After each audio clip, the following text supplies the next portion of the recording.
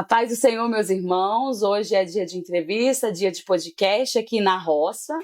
E como vocês sabem, aqui na roça é roça e é difícil a gente gravar com silêncio aqui.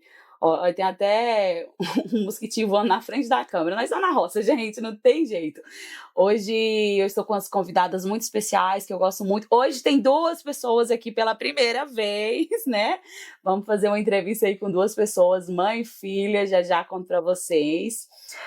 Gente, não sei se você está acompanhando todos os podcasts, mas não perca, né? Se esse é o primeiro que você está assistindo, corre lá, assiste os outros podcasts. Tem muita entrevista que está impactando muitas vidas. Eu tenho certeza que vai impactar a tua história. Nós estamos aqui gravando e hoje veio uma patrola, um trator aqui dar uma roçada, né? Tem um bom tempo que minha mãe chamou essa patrola para vir e eles decidiram vir logo hoje, né? Mas amém. Vou tentar depois tirar os ruídos, mas se tiver alguma coisa aí, é por causa disso. Então vamos lá? Pastora? Amém. Pastor, eu lembrei que toda vez eu começo com uma oração antes de começar o podcast, e eu não comecei. Nós vamos orar aqui na hora da gravação com as pessoas. Amém. E já você se apresenta. Vamos orar? Vamos. Então vamos. Deus Santo, Deus de poder, Pai, Senhor, eu quero te apresentar, Senhor, a nossa entrevista de hoje, Senhor, este podcast, Pai. Pai, que tudo seja para a honra e para a glória do teu santo nome, Pai. Que o Senhor venha impactar vidas, que o Senhor venha alcançar vidas através, Pai, do testemunho das tuas filhas, Pai. Deus Santo, Deus de poder, repreende toda fúria, toda seta, todo impedimento. Nós colocamos na tua presença, Senhor, este momento e opera, Senhor, a tua vontade. Direciona, Senhor, as tuas filhas, Senhor, Pai. Usa, Senhor, a boca delas, Senhor, para engrandecer o teu santo nome, para alcançar vidas em nome de Jesus. Então vamos lá. Quem é? Amém. Quem é? Essas duas mulheres lindas que estão aqui, nessa menina, essa princesa, eu gosto de chamar ela de princesa, que está aqui comigo. Pastora Nediane e Isabela. Então, eu sou a pastora Nediana, né? A gente dirige a Igreja Catedral da Família em Bela Vista de Goiás. Moramos, né, lá mesmo, na cidade. E eu tenho duas filhas, a Fernanda, que é a mais velha, com 21 anos, e a Isabela, que é a caçulinha, né, que está com 15 anos. Sou esposa do pastor Tiago e tenho 39 anos. Nova. A pastora, você não estava nem programada para entrar na entrevista hoje, Não. né? Era só a Isabela, né, Isabela? Se apresenta pra gente. Meu nome é Isabela, tenho 15 anos, como minha mãe já falou. E eu nasci já num lar cristão e, graças a Deus, até hoje eu permaneço nele e quero até gastar minha vida na presença de Deus mesmo. Amém, glória a Deus. A Isabela chegou aqui, eu falei, Isabela, você está preparada? Tô. E ela estava até ministrando ontem na igreja, né? Eu falei, você está pronta? Ela estava meio assim, meio tensa, e a pastora toda feliz ali contando a história dela. E eu falei, pastora, vem pra cá. Acabou, a mulher mudou. A Isabela ficou tranquila, mas não tem como contar a história da Isabela sem a participação da mamãe, né? É verdade, tem algumas partes que são muito importantes, né? E por ela ainda ter acontecido muito pequena, criança, então muitos detalhes ela não lembra, só o que a gente conta para ela mesmo, né? Uhum. Então vamos lá. Isabela tem uma história aí, né? Eu já ministrei na Catedral da Família algumas vezes ali em Bela Vista, sempre muito bem recebida, amo essa igreja. E sempre acompanhei o testemunho, né? Nunca cheguei a perguntar para a senhora de fato a história dela, como que aconteceu, mas eu sempre vi a senhora contando ali nas redes sociais, mostrando a história dela, e eu sempre vejo a Isabela envolvida na obra, e isso me chamou muita atenção. Eu falei assim, uai, essa menina parece que passa por tanta coisa e tá sempre ali pregando aqui, fazendo trabalho, né, com crianças ali, com jovens ali. Eu falei, e aí, né? Essa menina tem um chamado muito lindo. E aí me chamou a atenção, e por isso que eu chamei vocês para poder compartilhar, porque eu acredito sim que tem algo além do que aquilo que eu vejo, né? Que eu tenho acompanhado ali. Conta pra gente, pastor, então, qual que é essa história da Isabela pra gente? Então, a Isabela, ela não foi totalmente planejada, né? A gente não planejou a gravidez da Isabela. Mas quando a gente descobriu que eu estava grávida dela, né? Foi uma bênção, né? Então a gente recebeu ela antes mesmo dela, né? chegar na nossa família. E quando eu estava grávida dela, assim, no finalzinho da minha gestação, a gente estava num culto e geralmente assim os pastores nunca falavam comigo e eu sempre falava, Senhor, por que não fala comigo, né? Assim, uma palavra específica. E nesse dia, nesse culto, um pastor chegou para mim e falou assim, olha, o inimigo tá lançando uma seta, né, nessa criança, mas já está sendo repreendido, né? E ali, assim, eu levei um choque, porque pensei assim, Deus nunca fala comigo e quando fala é algo assim, né? Mas a gente ficou confiante no Senhor, né? De que já estava sendo todas as resistências sendo quebradas. E na última ultrassom que eu fui fazer da Isabela, a gente levou um susto. Tava tudo bem, tudo tranquilo, mas na última ultrassom a gente viu que ela tava com um rim com hidronefrose, que é um acúmulo de líquido no rim. O esquerdo praticamente não tinha função nenhuma, então era só o direito. Então decidimos então fazer uma cesárea, porque eu queria um parto normal igual foi da minha primeira gravidez.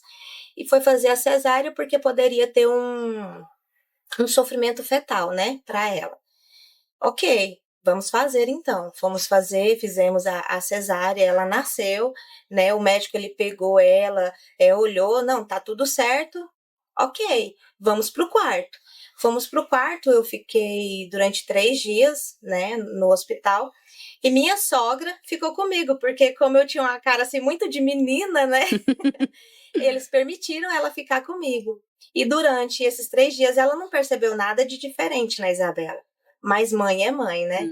E aí eu fui limpar a Isabela, aí quando eu fui levantar as perninhas delas para limpar, eu percebi que tinha algo estranho, tava diferente, porque aquelas fezes ainda escuras, né, estavam não no lugar que deveria estar, estava em cima da parte íntima dela, né, e eu levei um susto, falei, que isso? Fui olhar, e quando eu olhei, ela tinha o ânus perfurado, ela tinha, assim, o bumbum formadinho, mas não tinha, né, o ânus ali perfurado. E foi um alvoroço naquele hospital naquele dia, porque parecia que as enfermeiras nem sabiam o que estava acontecendo. E vamos tirar ela daqui, vamos levar ela para uma UTI separada, e aí tirou ela de mim, levou ela para um lugar até ver o que iria fazer. E nisso a gente ficou ali no hospital praticamente uma semana, aguardando o que ia ser feito. Passou esses 7 dias, eles liberaram a gente para casa. E aí a gente foi para casa, e nisso a Isabela ficou até os 4 meses evacuando, fazendo as suas necessidades pela parte íntima dela. E assim, a Isabela, eu olhava para ela assim, eu achava que ela não iria sobreviver, porque a barriguinha dela era muito grande, a pele dela era muito áspera, né? Então, se eu olhar e pensar assim, não, ela não vai aguentar, muito pequenininha. A única parte da Isabela que não era áspera eram as costinhas dela. E assim a gente ficou durante 4 meses. De 4 meses para 5 meses, vamos fazer a primeira cirurgia, que foi a colostomia, né? Geralmente quem faz colostomia usa uma bolsa. Só que no caso dela, o médico resolveu não colocar essa bolsa. Por quê? Muito sensível à pele dela, ia machucar, né? Risco de infecção e tudo mais. Então, resolveu não colocar essa bolsa. E, pastor Esther, a gente, nesse período todo, a gente nunca deixou de ir para a igreja. A gente ia para os eventos da igreja. Eu lembro que teve um culto da família. E a gente foi com ela. E a gente usava compressazinhas, uns pedaços de pano, de flanela, para colocar nela, né? E a gente ia e tava tudo bem, né? Diante da fé que a gente tinha em Deus. E assim ela ficou até 1 ano. Só que nesse período de 1 ano, essa colostomia, ela ficava assim, um dia a parte do intestino que ficava para fora, eu abri a fraldinha dela, era uma surpresa. Tava tudo para dentro, porque ela soltou. No outro dia, eu abri a fraldinha dela, era outra surpresa. Tava tudo para fora. Nossa. Então, assim, a nossa vida era casa, hospital e igreja. Casa, hospital. Você estava pastoreando nessa época? A gente não estava pastoreando nessa época. Uhum. A gente era vice-pastor. Uhum. E aí a gente ficou nesse período até 1 ano. Com 1 ano de idade, ela fez a perfuração. E a gente pensou, não, agora vai resolver, vai dar tudo certo, né? Vai fazer a reconstrução do ânus dela e vai dar tudo certo. Só que aí a gente foi descobrir que ela tinha também uma bexiga congênita, uma bexiga maior do que o normal para ela. E era também um fator de risco, porque ela poderia ter incontinência urinária. Então, ela poderia ter uma vida inteira com essa incontinência. E aí, com 1 ano de idade, ela fez a perfuração e foi tudo bem, assim, tudo bem a cirurgia, mas teve as outras coisas, né? Era um ponto que rebentava, era uma assadura. Então, assim, foi um momento muito difícil pra gente. Com 1 ano e 8 meses, é a última cirurgia. E aí você me pergunta, e o rim? O rim foi ficando. O rim foi ficando de lado, porque foi uma cirurgia atrás da outra, e aí o que tinha que resolver mais urgente era essa parte do intestino dela, né? E aí, com 1 ano e 8 meses, ela fez o fechamento, né, dessa colostomia. Nesse fechamento, ela pega uma infecção generalizada. Nossa.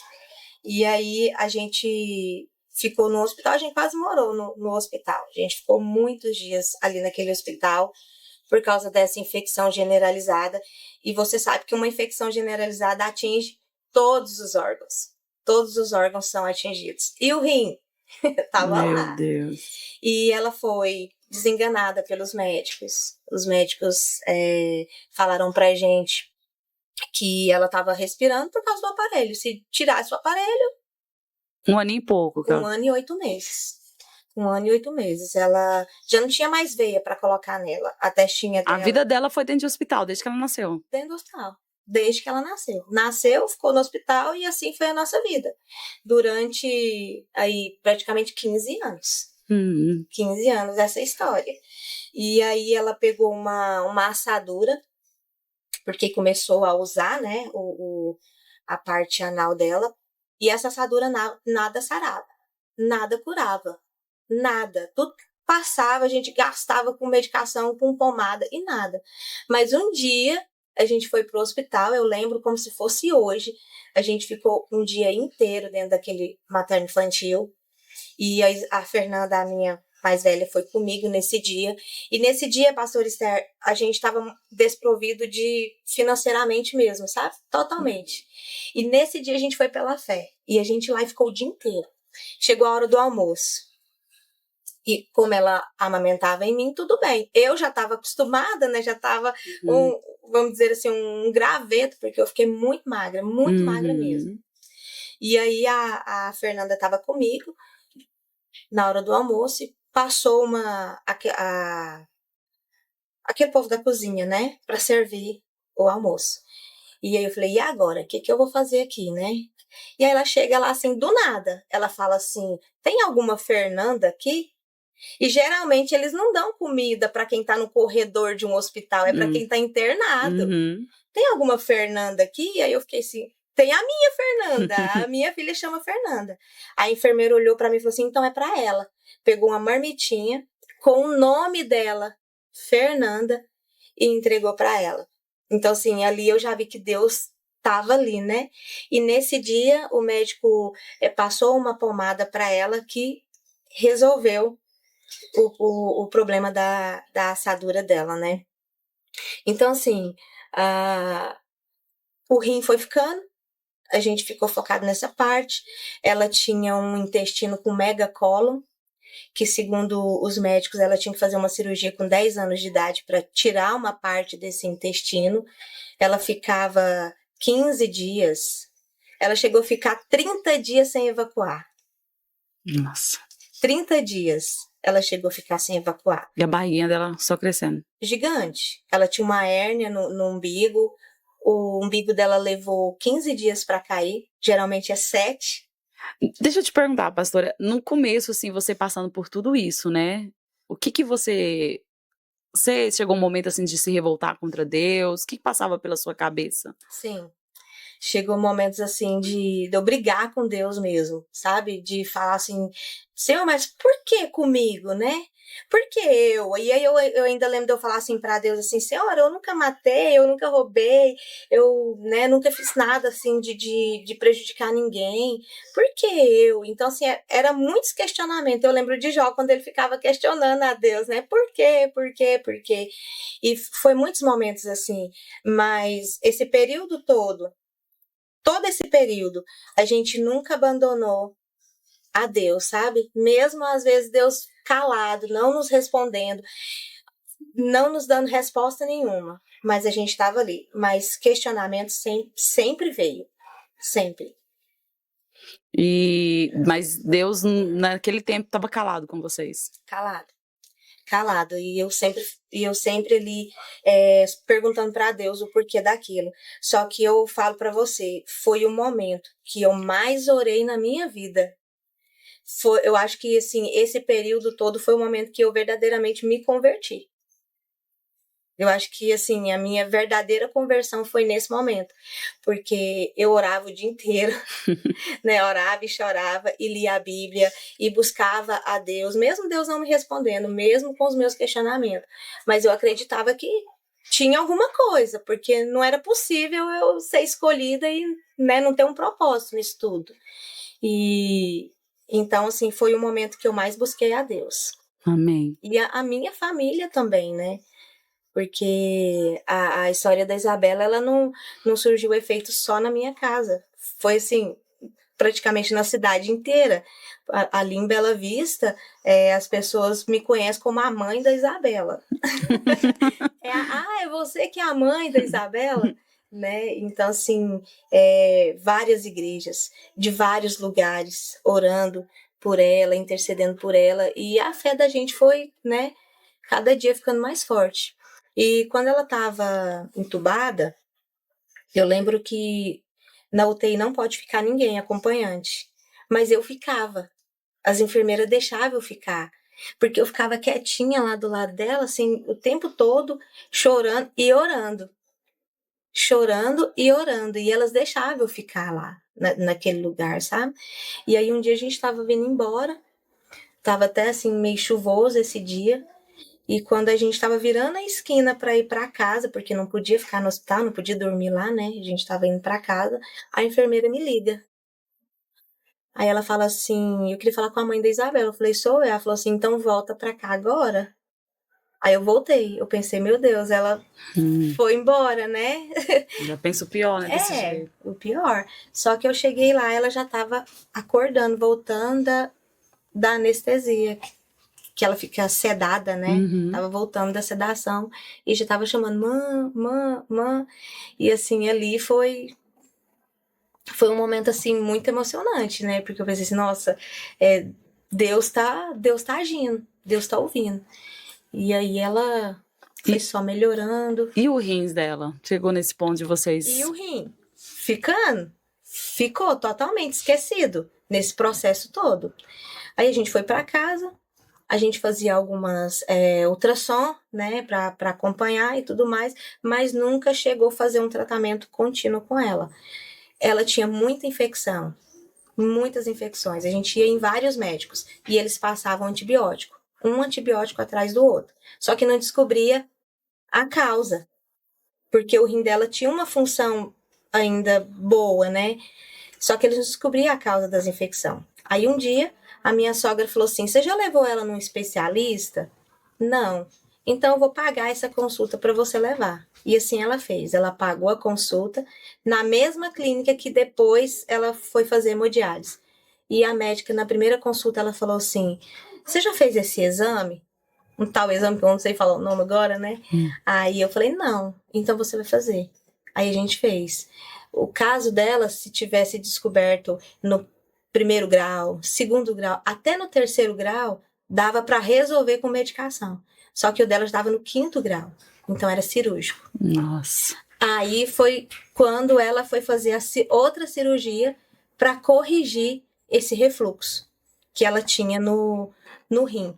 Por quê? Como a bexiga dela era muito grande, ela fazia o xixi, mas não eliminava tudo. ficava ali um restinho, e voltava pro ureter dela, e isso foi destruindo o rim dela. E aí foi quando a gente foi fazer essa cirurgia, com 6 anos de idade. Todo esse período, a gente só foi cuidar desse rim com 6 anos de idade. Mas também acho que não foi só da parte de vocês, né? Essa questão. Não. Os médicos tinham que ter percebido isso. Investigado, né? Investigado, né? E aí? Aí com 6 anos de idade ela fez a cirurgia e o rim dela parou. O rim dela parou, né? E aí foi quando ela começou a fazer as sessões de hemodiálise, com 6 anos de idade, né?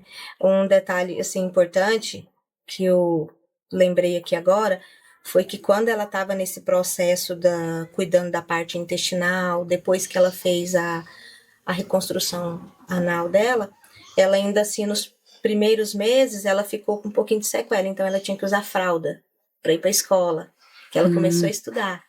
E a gente não queria privar ela de nada. Ah, porque a Isabela é doente, porque a Isabela não pode fazer isso, porque não pode ser assim. A gente nunca quis colocar isso na cabeça dela. E ela ia para a escola, ela arrumava a bolsinha dela, ela levava, ela mesma levava o lencinho dela, a pomadinha dela, a fraldinha dela, e ela levava para a escola. Só que um dia, os coleguinhas dela viu dentro da mochilinha dela. E aí, não é porque é criança, mas é porque é de nós, seres humanos, né, pastor Isser? Nós somos maus, né? O que nós tem de bom é Deus. Tudo é de Deus. E aí, as crianças começavam a chamar ela de doente. Ah, Isabela é doente. Sabe? Fala, assim, palavras duras pra ela. Você lembra disso, Isabela? Nessa época eu lembro pouco. Conta o que você lembra. Na época eu tinha essa menina, não, eu não vou falar o nome não, né? Eu lembro que é porque eu tinha esquecido de levar a minha agenda. E aí a professora falou assim, olha se ela levou a agenda mesmo. E aí as pessoas da sala começaram a olhar na minha mochila e aí viu. E aí a menina foi e falou. Isso. Isso que eu me lembro. E o que é que você sentiu na época? Você lembra alguma coisa assim? Você se incomodou? Você contou pra sua mãe? Sim. Eu acho que eu fiquei muito, muito triste, né? E aí eu cheguei em casa triste. Mas até então era normal pra você levar pra escola, se cuidar sozinha, era uma coisa Sim, normal. só que ninguém sabia, né? Era algo pessoal meu. E aí, como eu era muito novinha, não entendia direito, a menina me chamou de doente, eu fiquei entristecida. E aí eu cheguei em casa e minha mãe, minha irmã, todo mundo, assim, sempre colocou em mim, né, a identidade de Cristo, e não que as pessoas dizem. Então, acho que no decorrer de todo o processo, isso foi fortalecendo. Muito bom. E aí, como é que vocês, quando ela chegou e falou, o que vocês sentiu na hora? Na hora me deu vontade de chorar. Na hora me deu vontade de chorar, né? Porque, assim, é muito ruim as pessoas falarem assim, né? E você já tá tão com o seu emocional tão abalado que qualquer palavra que as pessoas falam, né? E as pessoas são muito más. Elas falavam assim, nossa, ela é tão pequenininha. Ela é, sabe, assim, falava que ela era pequenininha, magrinha, miudinha. Então, assim, as pessoas não tinham jeito para falar. Sabe? Elas te alfinetava mesmo. Assim. Falava com maldade, né? Não é nem com preocupação, mas com maldade. Com muita maldade. Mas aí eu sempre falei pra ela, ó, não é o que as pessoas falam, isso não é verdade. E a gente foi inculcando a palavra de Deus na mente dela, né? Efésios 1:2, né? E eu falando, ó, você não é isso, você é o que Deus diz que você é. E fui falando, e aí ela ia melhorando, mas sempre tinha uma hora ou outra que ela dava uma, né, assim, uma baixa, vamos dizer assim, né? Então, assim, a Isabela, ela tinha tudo para ser hoje uma criança depressiva, com crise de ansiedade, mas o Senhor não permitiu. É o que eu falei, é o que me chamou a atenção na história dela, o que ela é hoje, apesar do que ela viveu, Sim. sendo tão nova. Desde Mas pequena, né? eu vejo a participação de vocês, pais, nisso, assim, fundamental, né? Vocês soube estruturar ela para ser essa menina que ela é hoje. Vocês ensinaram ela, orientaram ela, levaram o mais importante que a palavra de Deus sobre a vida dela. E aí, ela foi vivendo esse processo também durante a escola, com as pessoas, tudo isso ela teve que passar, né? Se a gente for falar cada detalhe aqui, eu acho que nem daria, né? Não daria, porque é muita coisa, né? É muita coisa. Só que, além de ter essa parte dessa maldade das pessoas, né? Tipo assim, igual você vai num lugar, numa festa de aniversário, né? Então, se você olha as outras crianças saudáveis, né? Ali, brincando, correndo, fazendo coisas normais que toda criança faz, e aí a sua não pode, você fica assim... Não que você fica comparando, não é isso. Mas você fica pensando assim, nossa, poxa, né? Por que comigo, assim, né? Mas é o que eu sempre falo quando eu oro a Deus. Eu falo, Senhor, eu não quero ser egoísta, né? Porque eu sei que, além de toda essa dificuldade que a gente passou, tem pessoas que também, né, estão passando, né? Ou talvez, porventura, irá passar algum processo assim, né? Mas Deus foi grandioso com a gente. E aí, a partir dos 6 anos, foi que quando começou a parte da escravidão da hemodiálise. E era uma coisa que talvez ela não precisaria ter passado, né? E era uma coisa que talvez não precisaria. Nossa, nessa hora eu acho que você servindo a Deus ali, você fala, meu Deus, né? Não é fácil. Permitiu, né? Não é fácil. E aí vem também a questão da culpa, né? O inimigo vem querendo colocar a culpa na gente, mas... Você passou por isso? Passei, né? Se sentir culpada, e às vezes a gente, assim, até hoje a gente tem que enfrentar isso, né? Assim, nossa, mas se você tivesse feito assim, ou assado, e as pessoas também, né? Uhum. Pressão é muito grande. Uhum. Então, se tivesse feito assim, tivesse feito assado, mas ninguém sabe, assim, o que a gente passava dentro da nossa casa, né? A nossa dificuldade financeira, as nossas limitações. Então, assim, foi muito difícil essa parte. Mas também teve uma parte dos médicos também. Porque eu não levei ela, não foi só uma vez. Foi várias vezes. E, tipo assim, nunca um médico falou assim, não, vamos investigar, já que ela teve todo esse problema dessas malformações, né? Uhum. A parte abdominal dela foi toda, né? Teve malformação. Então, vamos investigar. Não teve essa... Vamos ver o que a gente encontra, se tem mais alguma coisa que a gente não viu. Não teve isso. Não teve. Meu Deus. Então, foi um processo, assim, de surpresas, né? Surpresas. Pelo que você me falou, cada hora encontrava uma coisa. E eu achei interessante que até você foi a primeira pessoa a descobrir, né? A questão ali. Não foi nem as enfermeiras. Não, fui eu. Eu que vi. Meu Deus. E agora essa parte, assim, dos 6 anos pra frente, Isabel... Você lembra, né, Isa? Como é que foi essa questão de fazer hemodiálise tão novinha? A partir de 6 anos eu lembro um pouquinho, né? Mas qualquer coisa você me corrige. Então, com a partir de 6 anos de idade, eu comecei a fazer hemodiálise. Colocou o catéter de emergência, que é um que fica aqui. E aí, o médico falou que era pra tirar ele e colocar o catéter permicate, que é um que fica assim. Porque era mais seguro, tinha menos de risco de sair, enfim. E aí a gente colocou ele. E aí, alguns meses depois de fazendo hemodiálise, a gente chega em casa, na porta de casa, depois de um dia cansativo, né, nessa escravidão, porque eu ficava muito fraca, muito mal, né, porque a hemodiálise, para quem não sabe, é um paliativo, né, faz o serviço do rim, mas não é um rim.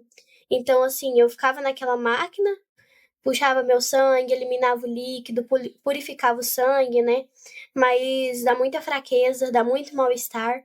E aí, chegando em casa, cansada já, todo mundo passando mal, numa rotina cansativa, eu, sentada na cadeirinha, na frente, assim, do portão de casa, minha irmã olha pra mim e fala assim, Belinha, esse catéter seu não tá muito baixo, não? Quando eu olho, assim, ele tava todo pra fora. Todinho, tinha saído inteirinho. E eu esqueci de contar, mas antes desse catéter sair, a gente tinha começado uma campanha em casa. A minha família e outro casal de irmãos da igreja.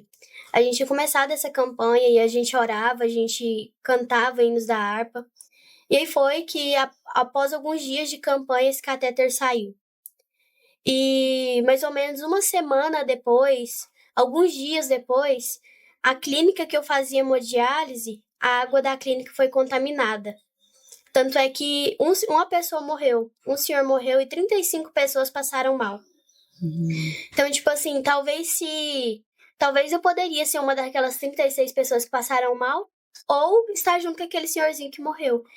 Então, assim, tudo isso, a gente viu o cuidado de Deus, a gente viu nos mínimos detalhes o cuidado de Deus. E aí foi o período que eu fiquei de 4 a 5 anos sem fazer hemodiálise, só em tratamento conservador. E aí, só que aí foi atrasando tudo, né? Meu crescimento foi atrasando, eu era muito magrinha, muito mesmo. E aí, a gente foi vivendo assim. Até que de 2020 para 2021, assim, quando a pandemia tava assim no auge, eu comecei a passar mal. Comecei a vomitar, passar muito mal. E eu tive que voltar a fazer hemodiálise de novo. Aí foi todo um processo, tive que colocar um catéter de emergência de novo no pescoço. Foi um período assim que eu comecei a questionar a Deus. Porque até então eu não entendia, né? Eu só vivia e fazia o que eu via, né? Orava, enfim, sem questionar a Deus. Mas foi quando eu comecei a amadurecer, né? Comecei a questionar a Deus, ter dúvidas, porque eu. E foi assim, desde então. E aí era uma rotina assim que a gente saía de casa 10 da manhã, chegava 5 da tarde, 7 da noite, para mais tarde ainda. Tinha vezes que a gente chegava de Goiânia e ainda ia pro culto. Sério? E não era porque me obrigaram, mas sim porque eu tinha prazer de estar na casa de Deus, né? Eu acho que era tipo um refúgio que eu tinha. E às vezes nos eventos que tinham na igreja, eu chegava muito mal de Goiânia, porque a gente ia e não sabia se eu ia voltar. Porque Você tinha essa consciência de você? tinha essa consciência, porque eu passava muito mal. Teve vezes de eu ficar assim, de quase desmaiar mesmo. A gente já viu pacientes assim falecerem na nossa frente. De um dia antes estar bem e no outro já não está mais com vida. Criança, né? Criança. Teve um menininho que começou a hemodiálise recentemente, passaram-se alguns dias, acho que não foi nem uma semana, ele já tinha falecido. Então foi assim. Você falava pra sua mãe a respeito desse seu medo? Ou você ficava calada, guardava tudo pra você? Como é que era isso? Na verdade, eu acho que a gente tava tão, assim, era uma rotina tão, assim, no automático, que eu nem pensava, assim, nessa questão de morrer, mas sim nos medos. Medo de pegar uma infecção, medo de ter que ser internada de novo, medo do catéter sair de novo, medo de pegar alguma bactéria, alguma coisa. E aí, tanto é que pode perguntar a todo mundo que me conhecia o cuidado que eu tinha com esse catéter. Eu tinha medo de molhar, porque não podia molhar. Então, para lavar o cabelo era uma dificuldade grande. Para tomar um banho, eu não tinha o privilégio de enfiar debaixo de uma água e tomar um banho normal. Nem de lavar o meu próprio cabelo, nem de estudar direito. Eu tinha, que era uma rotina cansativa. Eu não tinha energia, eu não tinha força. Mas quando tinha os eventos, eu lembro de um dia que eu fui para Goiânia, eu fazia hemodiálise de segunda a sábado, 3 horas numa máquina. Eu lembro num dia que era o dia das crianças. E eu organizei tudinho lá, né? E aí eu fiquei na parte da manhã e fui de tarde fazer hemodiálise. E eu lembro que nesse dia eu cheguei muito mal. Mas eu queria estar lá ajudando, né? Porque é uma coisa que eu amo, né? E eu queria estar lá servindo. Eu lembro que eu fui lá pegar umas cadeiras lá pra ajudar até sem forcinho. Eu lembro da minha avó olhar pra mim e falar assim: Isabela, come alguma coisa, senta um pouco, você tá com a boca branquinha. Mas mesmo assim eu tava lá. As pessoas olhavam assim e falavam isso pra mim, mas eu fingia estar bem mesmo quando não tava, porque eu queria. E foram assim, por 4 a 5 anos. Até que a nossa história começou a mudar no meu aniversário de 14 anos, né? Que uma irmã da igreja organizou toda uma surpresa na igreja, né? E assim falou pra nós, após, né, ter passado, que sentiu de Deus de fazer surpresa, que a gente nunca sabe o que pode acontecer depois, que ela sentiu no coração de fazer isso. E aí eu tive um dia feliz, recebi uma surpresa muito grande naquele dia. E o que a gente não sabia era que no outro dia o catéter ia começar a sangrar. E eu cheguei na sessão de hemodiálise, todo mundo me parabenizou e tal. Tava feliz. Só que quando começou a sessão, eu senti algo molhado, assim. Quando eu pus a mão, o catéter tava sangrando. Ele tinha rachado. E o primeiro pensamento que veio na minha mente foi: uai, a irmã sentiu de Deus, porque não sabe o dia de amanhã, então eu vou morrer. Meu Deus. É Deus me preparando. É Deus falando assim, não, que esse é o último momento de alegria pra me te levar. Foi o primeiro pensamento que eu tive, que Deus iria me levar. E a gente fez essa troca de catéter. Foi muito difícil, porque a gente cria que Deus ainda ia fazer alguma coisa. Eu ainda cria que Deus poderia, não sei, fazer esse trem voltar ao normal, mas não, teve que fazer cirurgia. Então, assim, começou as frustrações da minha fé, né? Foi um processo em que eu cria, mas minha fé foi frustrando. A fístula, né? Aí a gente tentou fazer uma fístula, que eu tenho até a cirurgia, assim. Nossa. Que era pra ser um corte pequenininho, virou um corte enorme, que não deu certo. Mais uma frustração de fé, que eu pensei que finalmente poderia tomar um banho normal, lavar meu cabelo normal. Era seu sonho, né? Uma coisa tão simples. Tomar um banho de piscina, né? Tomar um banho de piscina, ter esses privilégios. E me frustrei mais uma vez no que eu cria. Mas mesmo assim, eu sempre me lembrava que a vontade de Deus é boa, perfeita e agradável. E que nós falhamos muitas vezes. Mas Deus, ele nunca falhou, né? E eu tentava me recordar disso. E após esse catéter furado, a gente fez a troca. E eu senti no meu coração, comecei a sentir muito forte no meu coração, que eu queria me batizar. E meus pais nunca me forçaram a isso, né? Tanto é porque eu não poderia molhar, enfim. Mas eu queria me batizar nas águas, né? Aí tiveram a ideia. No dia 27 de agosto, me enrolaram com papel insufilme para esse catéter não molhar. Queriam me batizar por aspersão, né? Mas não, queria mergulhar na água para representar que eu morri lá e fiquei lá. E aí me enrolaram com papel insufilme. Eu desci as águas, foi bem rapidinho assim, eu já saí, já sequei, já foi por medo mesmo, né? Mas graças a Deus deu certo. Isso no dia 27 de agosto de 2023. Com 14 anos. Com 14 anos. E aí passaram-se alguns dias, eu tomei a ceia, né? Foi uma benção. Às vezes as pessoas não dão valor mais na ceia, né? Tomam como um suco, como um pão. Mas com isso, eu acho que todo esse processo me fez não perder esse valor da ceia, né? Que é uma coisa muitas vezes simples para as pessoas. E eu comecei uma campanha da cura, né? Crendo que o Senhor iria me curar. Isso partiu de você ou de alguém que te falou, vamos fazer essa campanha? Não, partiu de mim. Eu comecei a fazer isso sozinha, no meu quarto, antes de dormir. Nem eu sabia. Ninguém sabia, tava lá eu sozinha. E aí eu comecei a orar. E no dia, não sei se eu me lembro, dia 23, dia 25, todos os dias o Senhor assim me dava uma passagem, mas nesse dia foi específico. Eu lembro que eu tava com uma blusa azul que tava escrito Ele é Deus. E eu abri na Bíblia e tava uma passagem assim: Eis ao meu servo que enviarei o renovo. E aí passaram-se alguns dias, isso foi no dia 23 pro dia 25 de outubro. No dia 27 de outubro, eu terminei a campanha no dia 26, depois das meia-noite. E no dia 27 de outubro de 2023, às 3 horas da manhã, a gente recebe uma ligação. Tinha um rim pra mim. Um rim em São Paulo pra mim. E aí a gente arrumou as malinhas lá rapidinho, foi assim. E eu lembro que eu tava até sonhando.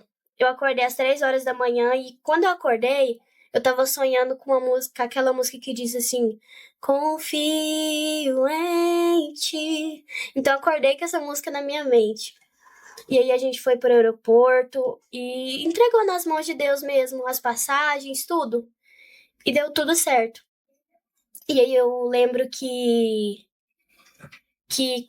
minha mãe ainda falava, assim, que era uma mistura de sentimentos, que quando a gente estava vivendo um momento, assim, de alegria, de uma ansiedade, tinha uma mãe chorando pela perda de uma pessoa, né? De um filho, mas aquele órgão tava ali pra mim, né? E aí a gente foi pra São Paulo, e eu me lembro, e eu peço a Deus que não me deixe esquecer disso. Quando eu deitei naquela maca para eles colocarem anestesia em mim, eu lembro que na minha mente eu entreguei a minha vida a Deus. Foi uma cirurgia muito longa, né, mãe? Foi mais ou menos quantas horas? Umas 6 horas de cirurgia. Umas 6 horas que eu fiquei ali. E eu entreguei ao Senhor mesmo a minha vida, né? Às vezes a gente tem medo de entregar materiais, né? E eu entreguei a minha vida ali ao Senhor. E foi momentos que a gente via Deus em cada detalhe. Eu creio que Deus preparou os enfermeiros certos, os médicos certos, tudo certinho ali, Deus estava cuidando. E aí eu fui pro quarto, né, saí da UTI, fui pro quarto, até antes do tempo, que geralmente eles tiram as sondas, né, a sonda para ir pro quarto, mas eu fui ainda com a sonda, glória a Deus por isso, e eu lembro de um detalhe, assim, que às vezes pode parecer simples, né? Mas não era. Eu acho que todo mundo sabe que lanche de hospital, assim, vai enjoando, né? E eu, assim, na brincadeira, falei assim, Senhor, se o Senhor mandar alguma coisa diferente aqui pra mim, Deus, por favor, Jesus, manda alguma coisa diferente aqui pra mim, qualquer coisa. No outro dia, a enfermeira chegou e perguntou o que eu queria comer da cantina do hospital. Então, assim, não precisou de eu falar nada, mas nesses mínimos detalhes, Deus estava ali. Deus estava cuidando de tudo. E por isso que o rim que Deus me deu, né, que o Senhor me concedeu, se chama o renovo. Amém, glória a Deus. E estamos aí até hoje, né? Amém, que lindo. Então, hoje, qual que é a situação dela hoje, da Isabela? Hoje ela tá bem, né? Mas faz acompanhamentos ainda em São Paulo. Tem que tomar as medicação, né? Cedo e à noite, tem que tomar certinho, porque a medicação, ao contrário do que as pessoas pensam que é para a imunidade ficar, né, acima, não, é para a imunidade ficar baixa mesmo, para que o corpo dela não venha rejeitar o órgão, que não é dela, né? É algo que está no corpo dela que não é dela. Então ela toma essa medicação e vai tomar enquanto ela tiver com o renovo, né? Enquanto ela tiver com esse renovo aí, ela vai ficar cuidando dele, né? Mas graças a Deus, assim, tá tudo bem. Cada vez que a gente vai, às vezes tem que mudar a medicação, ou acrescentar, ou diminuir, mas isso é normal, né? Agora conta pra gente. Tomou banho de piscina? Tomou banho de piscina. Lavou o cabelo? Quando foi que você começou a fazer as primeiras coisas que você tinha vontade de fazer? Qual a sensação? Conta pra gente. Lá no hospital mesmo, eu tomei um banho assim melhor, mas assim que eu saí do hospital, recebi alta. A gente ficou na casa da minha tia, né, que tinha que fazer acompanhamento toda semana. E eu já tomei banho, já tive esse prazer, esse privilégio de beber água, que não podia, né, porque o rim não funcionava. E foram processos, né, que a gente passou. Como é que era essa questão de beber água? Eu não sabia. Como é que é isso? É porque, como o rim não funciona, aí ele não filtra. Não filtra. E tem gente que não faz xixi. E como é que... Então não se hidratava? Não. E você sentia sede? Sim. E não podia beber água? Não, tinha paciente lá na clínica que eu fazia hemodiálise que até bebia água escondido, porque não podia. Tinha um senhorzinho lá que ele não podia beber água, né? Assim, tem um limite, por exemplo, 500 ml de líquido durante o dia. Então, líquido inclui água, suco, qualquer coisa, até o líquido da melancia mesmo, né, que tem bastante água. Ele ia tomar banho de piscina, ele tomava água da piscina. Meu Deus. Tanta vontade que ele tinha de beber água. Às vezes ela ficava com muita vontade de beber água e pegava pedrinha de gelo. Isso eu já vi, né? Aí ficava nas séries com as pedras de gelo. Eu nunca entendi, agora que eu tô... Aí ela ficava assim, chupando a pedrinha de gelo. Calor, né? Aquele calor insuportável. Era uma tortura. Esse copinho aí não podia ficar perto dela, não. Prestando de água. Menina. Realmente. E eu lembro que no meio dessa campanha que eu tava fazendo, eu já começava a colocar que eu estava curado na minha mente. E eu lembro que quando eu chegava na clínica, que eu ia pesar lá, e mesmo que falava lá na balança que eu tava com muito líquido, muita retenção de líquido, eu subia naquela balança e na minha mente falava, eu estou curada. Mesmo quando a máquina tava lá falando que eu estava com 2 litros de líquido lá. Eu, na minha mente, falava, eu estou curada. Muitas das vezes, mesmo sem ter aquela convicção, eu profetizava para mim mesma, né? Às vezes, o que a gente mais precisa é profetizar para nós mesmos. Acreditar, né, na gente, profetizar. Olha, eu, sinceramente, é muita coisa para absorver, sendo tão pequena, sendo tão nova, né? Então, assim, e ver essa sua generosidade, seu coração bondoso, você fala de Deus, e eu fico assim, né? Que lição, né? Para nós que às vezes temos tudo e não estamos felizes, né? Temos tudo e queremos, abraçamos a depressão, queremos tirar a nossa própria vida, e você tão pequenininha e tão cheia de fé, né? Tão cheia de coragem. Verdade. E assim, quando eu falo, por isso que hoje é diferente como a gente olha tudo que a gente passou, né? Nem parece que a gente passou. É totalmente diferente. Mas assim, eu vejo que Deus, ele nos coloca nos lugares pra gente cumprir um propósito, né? Lá na clínica mesmo, quantas pessoas já chegam, porque lá é assim, é uma sala, né, e fica um pouco de gente de cá, e ficam de frente. Chegava pessoas lá, assim, totalmente, entregava. Numa enfermeira, uma vez chegou, começou a fazer hemodiálise, ela estava em prantos de choro, porque a vida dela tinha acabado, porque agora ela, né, já podia desistir de tudo, e tem gente que realmente ali se aprofunda ali numa depressão profunda. E aí a Isabela começava a falar para ela, não, mas não fica assim, porque e falava de Deus para ela, e aí que ela chorou mesmo. Teve um dia que ela chorou, eu falava assim, meu Deus. Ela ficou assim, muito emocionada de ver ela tão pequena, né? E com a fé tão grande. E eu falo que a Isabela muitas vezes, dela tá passando mal ali, tipo, de achar que ela tá morrendo mesmo. Porque como ela disse, lá é assim, a gente ia, mas a gente não tinha certeza se ia voltar. Porque enquanto você está naquela máquina ali, eles ficam o tempo todo medindo sua pressão, te observando. Porque a pressão, ela pode abaixar de uma vez. E o risco de uma parada cardíaca é muito grande. Porque esse líquido que ela fala, ele vai acumulando no pulmão, ele vai acumulando no coração, né? Então aí dá parada cardíaca. E aí eu lembro que muitas vezes ela me fortalecia. Em vez de eu passar força para ela, ela que me dava força. Então, assim, Deus é maravilhoso, né? Você pregava dentro do hospital, então, Isabela? Pregava. Dentro da van. Hoje, pessoas me encontram na rua e falam assim, nossa, o dia que ela foi pregar lá na igreja para as crianças, né? Aí a irmã chegou e falou assim, nossa, você que é a mãe da Isabela? Nossa, o meu irmão falava da Isabela todo dia. Todo dia ele falava da Isabela, porque ele fazia tratamento lá no Araújo Jorge, e aí ele estava meio cabisbaixo, mas quando ele conheceu a Isabela, ele falou assim, não, aquela menina, daquele tamanho, ela não desistiu, eu vou desistir, né? Infelizmente, assim, ele faleceu, né? Porque o tratamento dele foi muito mais agressivo.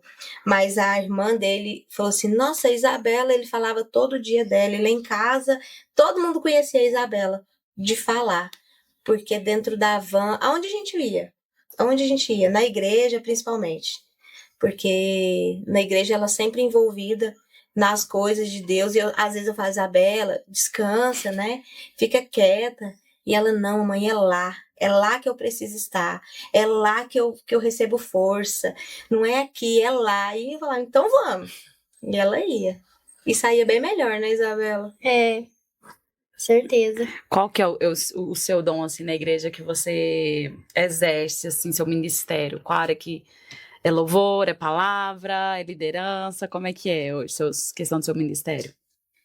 É, as pessoas sempre falavam que pregadores, né, pessoas profetas, falavam pra mim que Deus ia me usar para levar a palavra de Deus e o meu testemunho às nações, né, enfim. E eu às vezes duvidava disso. Mas nessa última vez que eu fui ministrar em uma igreja, sempre que eu ia ser chamado para ministrar, eu ficava com receio de contar meu testemunho e não falar da palavra de Deus, né? Não dar toda a honra e glória a Deus, né? Não tá pregando a palavra, mas falar muito de mim. Uhum. Eu ficava com esse receio. Até que quando eu tava orando, né? O Senhor falou ao meu coração que Ele quer que eu testemunhe. Então, assim, se o Senhor quer me usar para isso, então vou melhorar para ser usada nisso, né? Amém. Eu quero, como eu sempre falo, eu quero estar no centro da vontade de Deus, né? Focar mesmo, fixar meus olhos em Deus e somente nisso. E quantas vezes, né, teve momento de choro, de luta, de dor, a gente fala assim, mas teve momentos de fraqueza. Eu não quis ser forte, né? Eu não tive escolha. Eu não tive escolha de passar por isso. Mas a gente sempre esteve, mesmo sem fé, mesmo sem força, em oração. Mesmo às vezes sem crer, a gente cria. E hoje na igreja eu participo do louvor, né? E eu sou líder do Ministério Infantil. E sirva ao Senhor. E sai para pregar, né? Qual foi a primeira vez que você ministrou? Porque você é muito novinha. Bem que eu comecei a pregar com 15 anos também, mas qual foi a primeira vez que você pregou? Você tinha quantos anos? Vixe, eu não lembro. A primeira vez que você Foi pregou, com 12? você ainda fazia hemodiálise. Eu ainda fazia hemodiálise. Ela ainda usava o catéter, né? Uhum. A primeira vez começou nos grupos familiar, né? Assim, a gente começou nos grupos familiar. Agora na igreja mesmo, eu acho que foi lá foi na igreja do pastor Guimarães. Acho que foi a primeira. Você tinha o quê? Eu acho que uns 12 anos mesmo. Eu acho que foi com 12 anos. Uns 12 anos.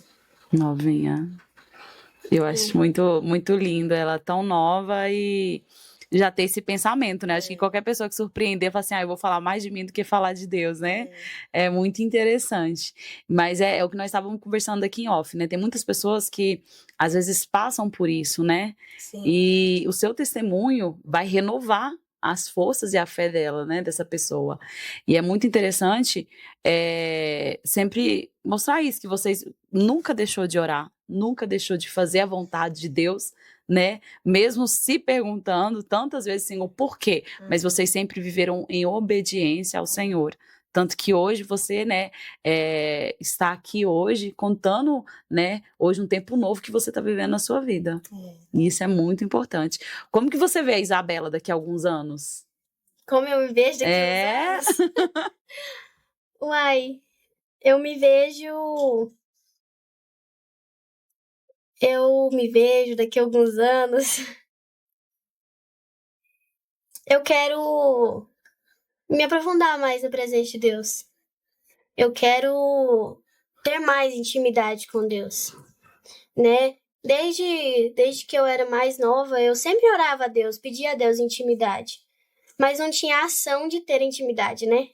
Às vezes só orava, mas não tinha ação de orar, de ler a Bíblia. Mas realmente eu quero me aprofundar na presença de Deus, conhecer mais a Ele, ter mais experiência com Ele e saber o que Deus quer de mim. E saber onde Ele quer que eu esteja. Já passou assim no seu coração de ajudar pessoas que passaram pela mesma situação que você? Eu falo assim de evangelismo em hospitais, algo assim. Você já pensou, sonhou? Eu sei que você é muito nova, né? Mas você já sonhou com algum projeto assim nessa área? Assim, já passou pela minha mente. Você fala assim de ministrar em hospitais, orar. Isso. Sim, já passou. Mas eu tô assim mais querendo, assim, saber mesmo, ter a certeza de onde assenta a vontade de Deus, de onde é que Ele quer que eu esteja. Hoje você tá naquela fase de que você quer entender o propósito de Deus pra sua vida, né? Isso. Porque, apesar, assim, de eu ter 15 anos, a gente passa por todo esse processo, né? Uhum. E hoje eu tenho vivido, assim, de renúncias, né? De um processo de renúncias na minha vida, de como uma jovem cristã mesmo, né? Que enfrenta. Então, eu quero entender o que o Senhor quer de mim verdadeiramente e melhorar para que Ele faça isso em mim. Eu tô meio que pressionando a bichinha, né? Mas assim, eu vejo muito potencial em você. Eu vejo muito potencial, sabe? Eu acredito que daqui a uns anos Deus vai soprar o teu nome, Deus vai te usar tremendamente, com muita autoridade, com muita unção e, né, eu assim, eu às vezes parece que eu tô pegando o pé da menina. Não, tá bom. Mas eu com 15 anos de idade, eu liderei uma regional com mais de 10 jovens, né? Com 15 anos de idade. Eu comecei a pregar, comecei a liderar 10 igrejas, né?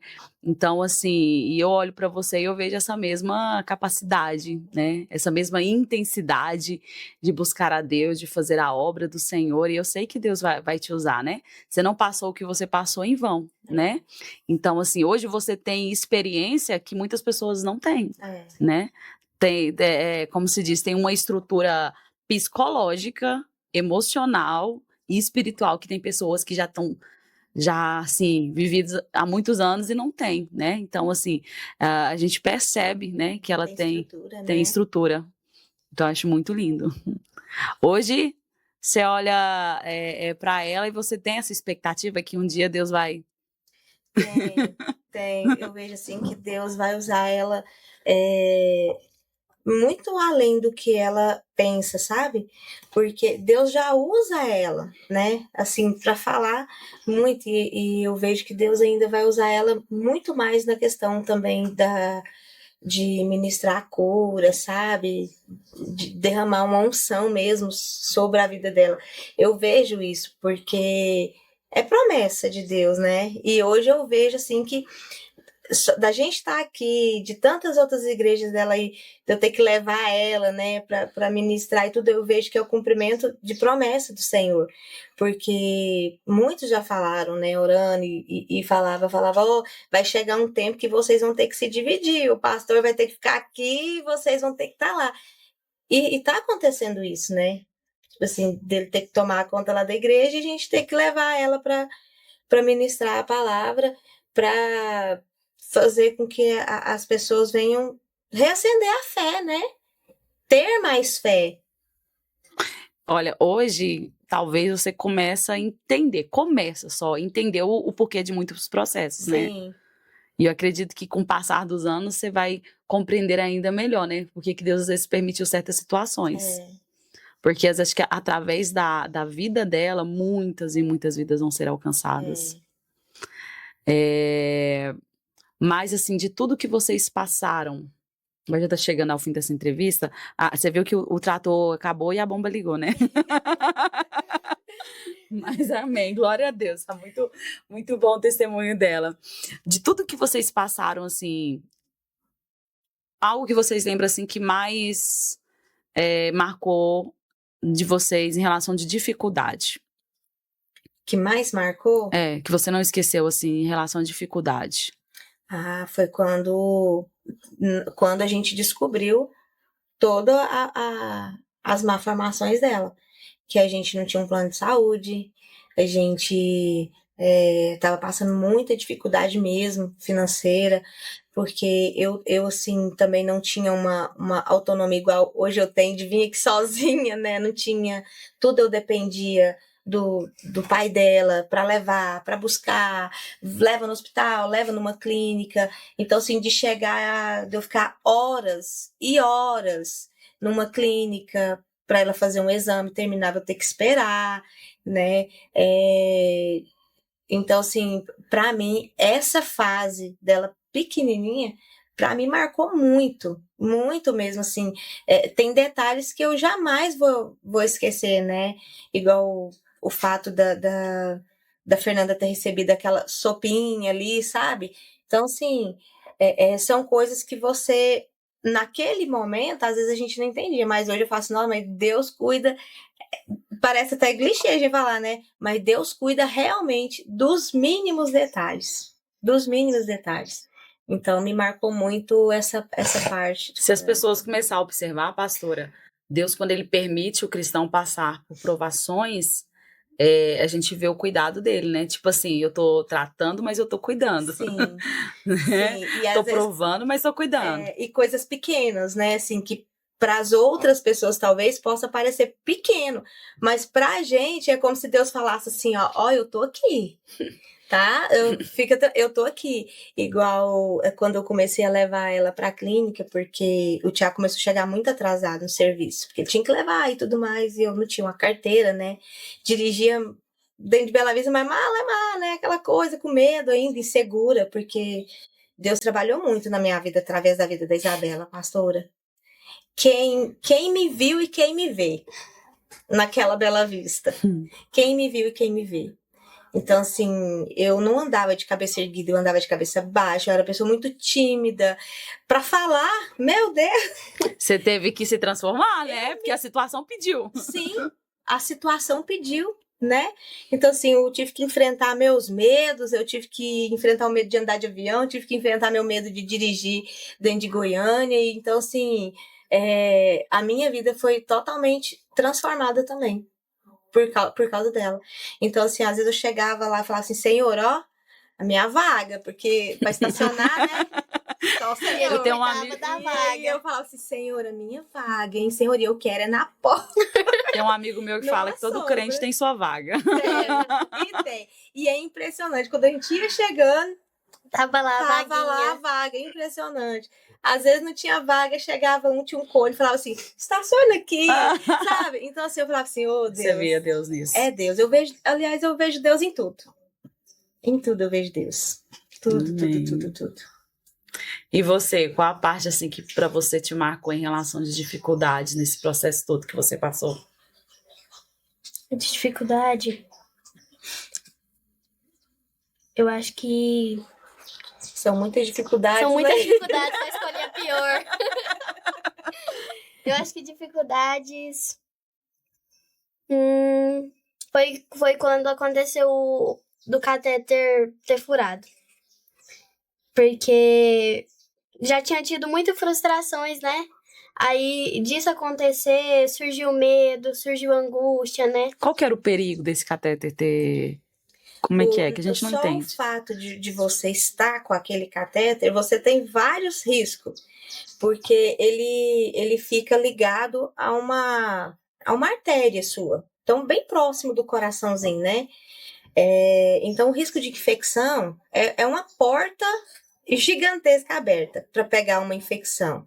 E aí, se ela pega uma infecção, é uma infecção generalizada, porque aí vai pro corpo todo dela. Ela se sentiu uma bomba relógio, Uma né? bomba relógio. E nós também. Meu Deus. Né? Então, assim, o cuidado que ela tinha com esse catéter, tanto é que quando ela foi trocar ele a primeira vez, o médico, a primeira pergunta que ele falou, assim, de boa, assim, como se fosse algo natural.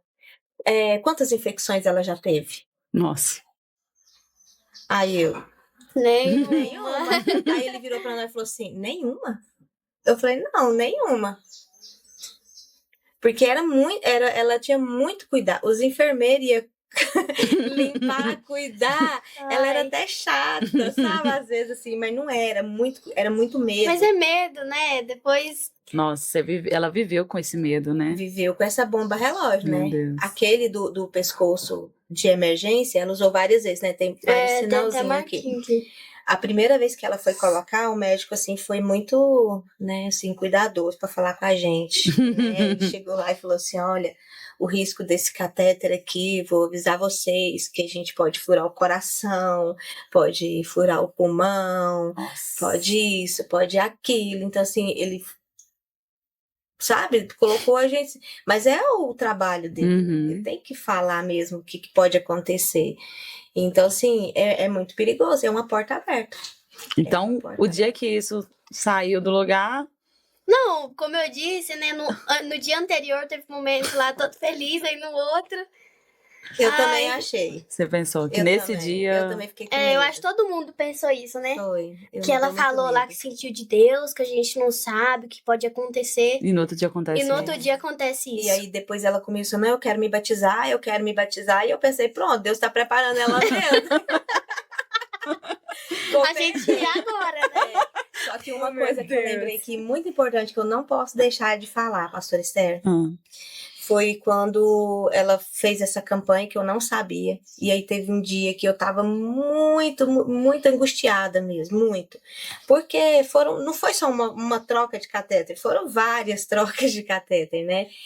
E aí eu lembro que nesse dia que rachou e a gente tava nesse processo de trocar o catéter e tudo mais, eu lembro que eu entrei pra dentro do banheiro, né? E aí eu sentei lá, né? Sentei assim. E aí eu olhei pra cima, assim, pro telhado. E aí não falei calma igual eu tô agora, né? Claro. Mas eu tava em prantos de choro. E eu falava assim, Senhor, é isso que o Senhor quer? É isso. O Senhor quer que eu entregue ela pro Senhor. Porque até então eu tinha entregado, mas eu tomava de volta, né? E eu falei, Senhor, é isso que o Senhor quer? Então, tudo bem. E a voz quase não saiu, né? Quase não saía. Eu falei assim, então, eu entrego a Isabela pro Senhor. Ela tem entregue pro Senhor. Se o Senhor quiser levar ela agora, pode levar, eu entrego. E aí, depois que eu fiz essa oração, essa entrega, foi logo a gente recebeu o renovo, né? Então, assim... Tava no limite, eu acho. A gente já tava chegando, assim, naquele estágio, assim, sabe quando você não tá aguentando mais? Essas idas e vindas, e eu falo, Senhor, tira nós dessa escravidão. Meu Deus, que cansaço, que sofrimento, que angústia. E aí eu falei, não, eu fiz essa oração de entrega, e eu vejo que nós precisamos disso, sabia? Eu lembrei de Abraão. Né? Na hora que você falou, eu lembrei de Abraão. A gente precisa entregar, né? No caso, eu entreguei ela, né? E quantas coisas a gente precisa entregar para Deus, né? Deixar Ele trabalhar. Mas eu falo pra você, não é fácil, não. Não é. Não é fácil a gente entregar. A gente fica com medo de entregar quando, na verdade, a gente que erra, a gente que peca, a gente que falha. E é Deus que nunca perdeu batalhas, que cuida de nós, e nós temos essa dificuldade de entregar. Ele que pode fazer, né? O que nós não podemos fazer. Amém. Glória a Deus.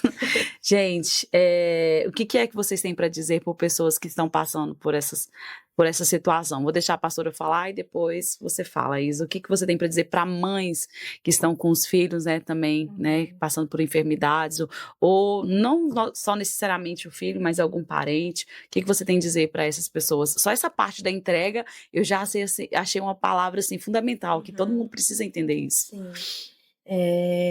Quero deixar, né, para todas as mães, para todas as pessoas que, independente das dificuldades, seja ela uma enfermidade, seja ela uma dificuldade financeira, seja ela algo que esteja maior do que você pense, né, das suas forças. Então, eu quero dizer para você, né, especificamente para você que está nos assistindo nesse momento, que você jamais venha desistir.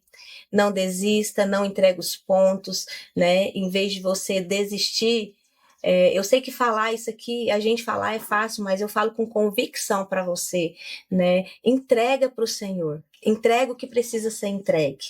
E quando você entregar o que precisa ser entregue, o Senhor vai operar maravilhas na sua vida, assim como nós estamos vivendo o renovo, né? Então é isso que eu deixo para cada um de vocês. Não desista, confie, entregue, por mais difícil que seja. Ore sem sentir, né? Acredite sem sentir, e que o Senhor ele vai te responder na hora certa. Amém. Glória a Deus. Amém. Você, Isabela, fala para as pessoas. Como eu disse, como eu estava ministrando ontem na igreja de Senador Canedo, Catedral da Família, e a mesma coisa que eu digo para você que está aí nos assistindo, que nós estávamos falando de Davi e Golias. Eu não sei o tamanho do gigante que você tem enfrentado, se é uma crise na sua família, no seu casamento, uma enfermidade, mas as pessoas que recuam, que regridem aos gigantes, elas vão dizer para você desistir mesmo, para você aceitar a morte, para você aceitar o divórcio, para você aceitar que seu filho não vai voltar para a igreja, para você aceitar a ansiedade, para você aceitar a depressão. Mas nós estamos aqui como vencedores de gigantes para dizer para você que vale a pena sim lutar com o gigante, mas sozinho a gente não consegue. A gente precisa da presença de Deus. A gente precisa focar nas coisas que são dos céus e não nas coisas terrenas. E é isso que eu tenho que dizer. Amém. Glória a Deus. Eu ia perguntar um negócio, eu tô prestando atenção nela falar aqui, até fugir. Que palavra tremenda. Lembrei. Pode divulgar, né? Isabela pregadora, chama para ministrar, a pastora leva, né? Pode divulgar, agendas abertas. O problema de falar isso aqui é esse.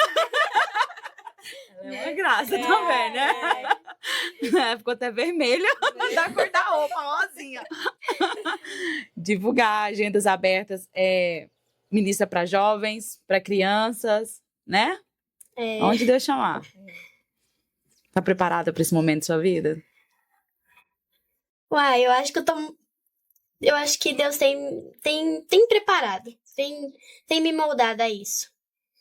Mas como eu disse pro Senhor ontem, no meio do louvor daquele culto, eu pedi a Deus que me surpreendesse com o que eu ia falar.